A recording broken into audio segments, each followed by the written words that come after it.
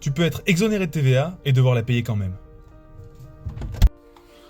En effet, alors même que tu dépasses pas les seuils, ou alors que ton activité est exonérée, le fisc peut quand même te demander de la rembourser. Et ça en raison d'une erreur que beaucoup de gens font, laisse-moi te l'expliquer, histoire que tu ne la fasses pas. Mais avant s'il te plaît, aide la chaîne en t'abonnant et en mettant un petit commentaire afin que je puisse continuer à faire mes vidéos. Alors revenons à nos moutons, alors dans quel cas le fisc peut-il demander la TVA à des personnes exonérées ou en deçà des seuils? Pour répondre à cette question, je vais raconter l'histoire que tout un chacun a vécue quand on n'est pas juriste.